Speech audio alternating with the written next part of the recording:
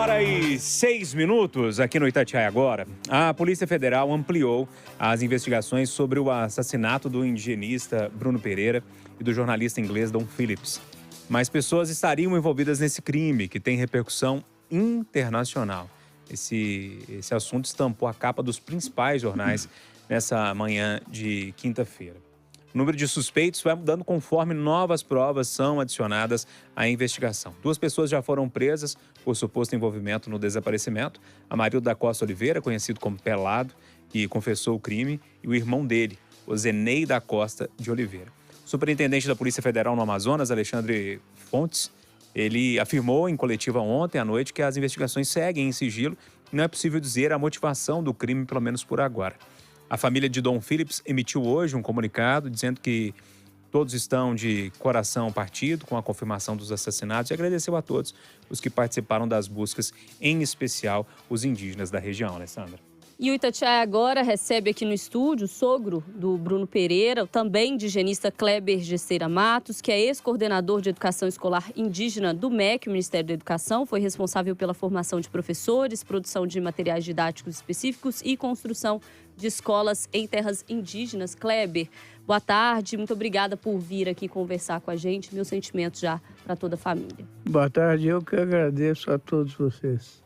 Kleber, para a gente começar, como que a família acompanhou esses dias de busca? Eu acredito que foram dias sofridos, mas como que foi esse acompanhamento? O acompanhamento foi ilustra bem o problema que a gente enfrenta aqui no Brasil.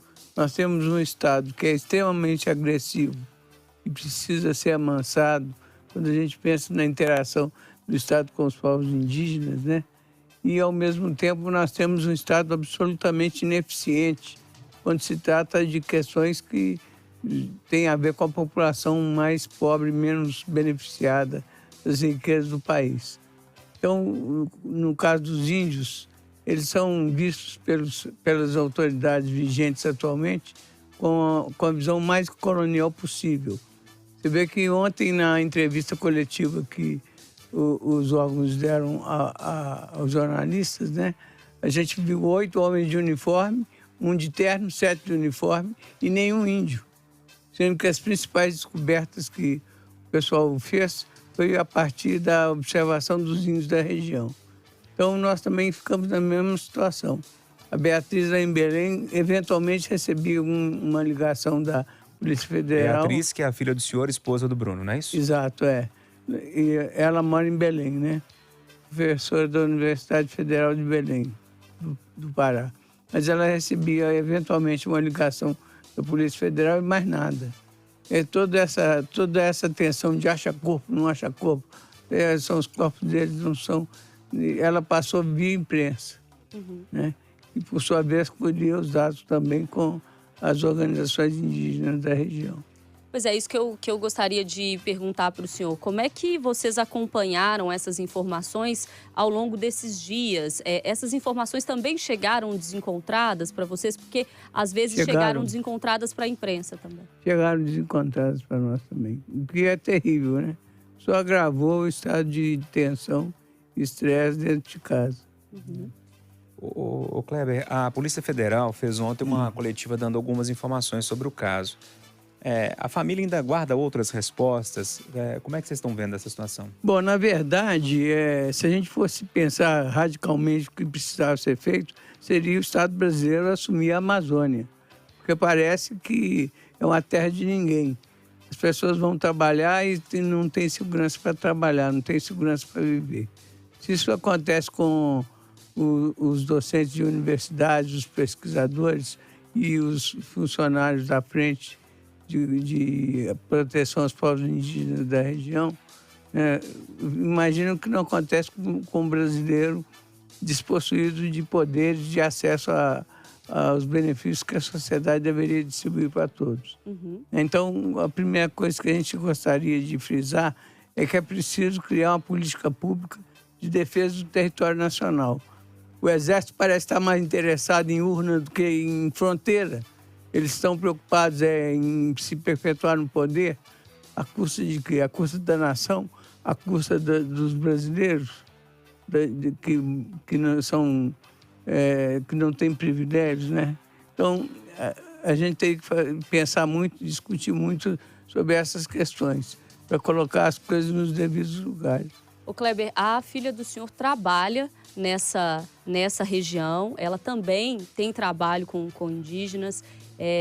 O senhor teme pela segurança dela? Eu me recordo de uma entrevista que ela deu recentemente, falando com uma lucidez espantosa sobre os conflitos na região, falava sobre a possibilidade muito remota de se encontrar o Bruno com vida, isso ainda no fim de semana. Ou seja, ela entende muito bem os conflitos da área, reconhece como que está essa situação. O senhor, como pai, teme por essa segurança dela?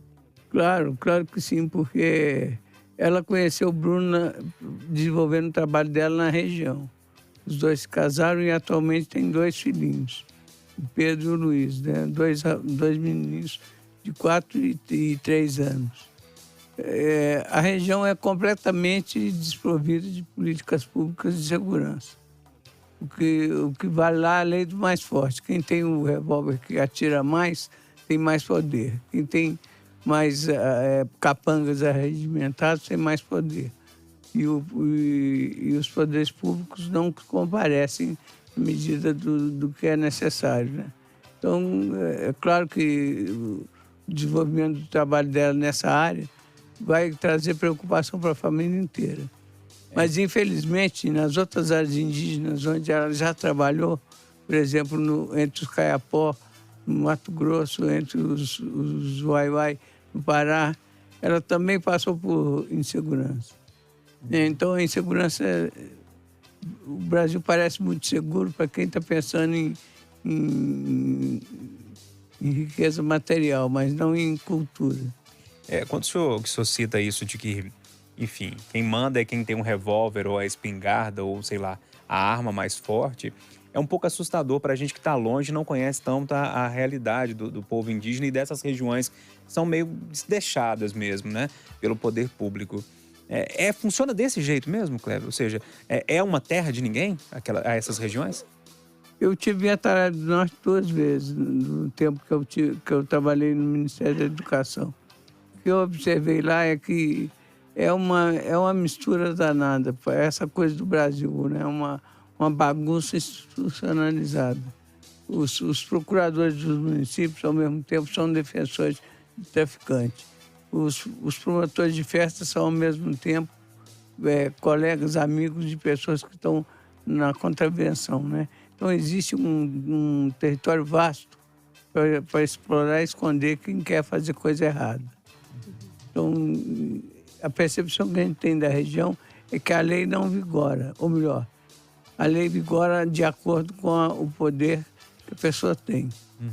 Ô, Alessandra, me permita fazer uma pergunta, porque eu não sei se todos conheciam de forma profunda o Bruno.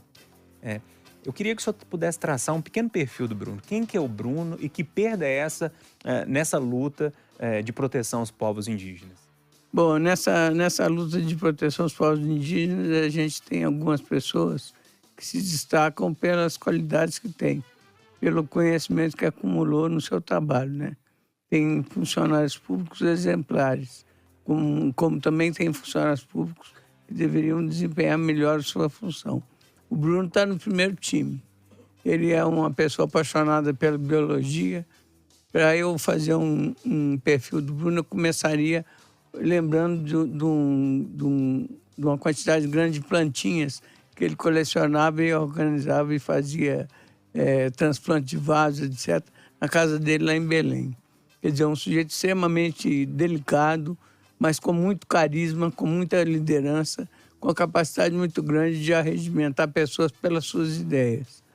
O Bruno, ele tem uma formação em ciências humanas, mas ele é mais indigenista do que acadêmico, né? Quer dizer, ele tinha a capacidade de conversar com os índios, e lá no Vale do Javari a situação é muito complexa, porque são povos indígenas que já têm contato há mais de 100 anos, junto com povos indígenas que são pequenas ilhas de etnias, né?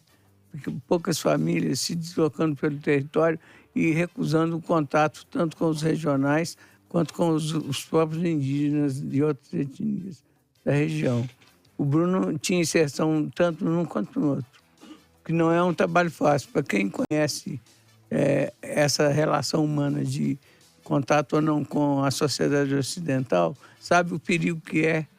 O desentendimento mínimo pode acontecer na hora da conversa e um gesto de paz pode ser interpretado como um gesto de guerra, né? Mas o Bruno conhecia tudo isso. Não é simples conhecer tudo isso, né? Nem mesmo com formação acadêmica consistente. Uma pessoa como o Bruno levaria quantos anos para... Levaria a vida que ele teve para se formar, né? O Brasil perde hoje vamos dizer, se a gente fala em futebol que todo mundo entende, né? O Bruno seria quase o Pelé hoje em dia. Ele está quase nesse nível, né? Além do mais, ele ainda tinha uma visão muito mais moderna desse trabalho do que a FUNAI antigamente. A FUNAI já teve um trabalho interessante com essas populações, mas muito paternalista. Ele não, ele via os índios como protagonistas da sua própria independência. Tanto que ele trabalhava formando quadros indígenas para operar com telefone via satélite, para operar com drone, para fazer a vigilância do território da maneira mais sofisticada e mais eficaz possível. Nós simplesmente perdemos esse homem. Para ter um outro cara fazendo o mesmo trabalho que ele, nós vamos levar algum tempo. Certamente perde a família, mas perdemos todos nós, né? O país inteiro perde.